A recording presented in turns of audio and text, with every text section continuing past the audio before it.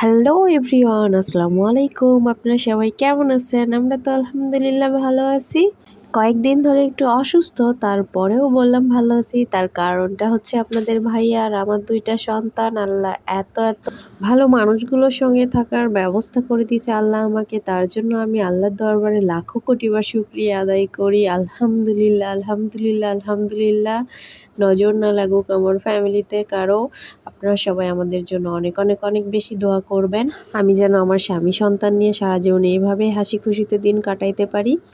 আমরা সবসময় আপনাদের সামনে আমাদের ফানি কনটেন্টগুলো তুলে ধরার চেষ্টা করি, কারণ আপনারা ফানি কনটেন্টগুলো বেশি পছন্দ করেন। কিন্তু বাস্তব লাইফে আমরা কিন্তু একদমই অন্যরকম, আলাদা। সেটা আমাদের সামনে থেকে না দেখলে কারো কোনো বোঝার উপায় নাই। এই ভিডিওটা হচ্ছে ২-৩ দিন আগের। আমি যেদিন একটু অসুস্থ ছিলাম, মানে খুব বেশি অসুস্থ ছিলাম না, সেদিনকে আমরা একটু বাইরে গেছিলাম। যেহেতুও আমি বাইরে যেতে চাইনি, আপনাদের ভাইয়ার ইচ্ছা ছিল আমাকে বাইরে নিয়ে যাবে। আর টুকিটাকি আমাদের একটু কেনাকাটাও ছিল। এজন্যই মূলত বাইরে যাওয়া। আর আরও একটা কারণ হলো, আমার সেদিন মনটাও একটু খারাপ ছিল। এইজন্য আপনাদের ভাইয়া চাচ্ছিল যে আমাকে বাইরে থেকে একটু ঘুরিয়ে নিয়ে গেলে আমার একটু ভালো লাগবে। এইজন্য সে বাইরে নিয়ে গেছে আমাকে। তো যাওয়ার পথে কি ঘটলো আমাদের সঙ্গে দেখতেই পারলেন। আপনাদের ভাইয়ের জুতাটা ছিঁড়ে গেছে, সেইটা ঠিক করে নিল। তারপর আবার আমরা রওনা দিলাম। রওনা দিতে আমাদের এরিয়াটা যেহেতু গার্মেন্টস এরিয়ার মধ্যে, তো এখানে গার্মেন্টস ছুটি হয়ে গেছে। রাস্তায় লোকজন বেশি, অটোরিকশা জ্যাম বাজায় গেছে। এইজন্য আমরা একটু ঢুকঢুক করে যাচ্ছিল আপনাদের ভাইয়া। তো আস্তে ধীরে যাচ্ছিলাম, ভালোই লাগতেছিল। আর সেদিন অনেক বেশি গরম ছিল। গরমের মধ্যে বাইরে মোটরসাইকেলে ঘুরতে আমার অনেক বেশি ভালো লাগে। এইজন্য আপনাদের ভাইয়া প্রায় সময় পেলেই আমাকে বাইরে নিয়ে ঘুরতে বের হয়। জীবনে সুখী থাকার জন্য আসলে কোটি টাকার দরকার হয় না। এইরকম একটা হাসব্যান্ড থাকলেই যথেষ্ট। আর শুধু মন মাইন্ডটা ঠিক রাখলেই যথেষ্ট। তাছাড়া আর কোনো কিছুর প্রয়োজন হয় না, বিশ্বাস করেন।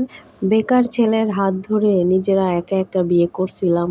সেদিন অনেকজনে অনেক কথা বলছিল। সম্পর্ক টিকবে না, এই ছেলে ভালো না, এই ছেলে তোমাকে খাওয়াতে পারবে না, পড়াতে পারবে না। অনেকে অনেক কথা বলছে। কিন্তু আমি কারো কোনো কথা আমি কানে নেই নাই। এক কান দিয়ে শুনে আরেক কান দিয়ে বের করে দিছি। কেন এমনটা হয়েছে আর এত ধৈর্য আমার কোথা থেকে আসছে আমি তাও জানি না। কিন্তু এই লোকটার সঙ্গে থাকার পরে আমার কখনোই মনে হয়নি ছেলেটা খারাপ, বা তার মধ্যে কোনো রকম সেরকম কিছুই দেখি নাই যেগুলো আমি অভিযোগ শুনছি মানুষের কাছে।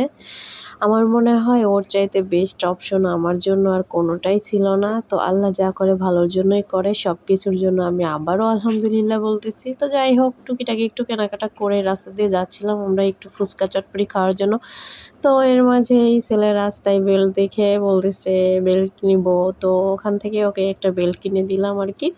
তো এখন আবারও আমরা বাইকে উঠে পড়বো। উঠে আমরা তারপর ফুচকা খেতে চলে যাব। তারপর আর ভিডিও করা হয় নাই।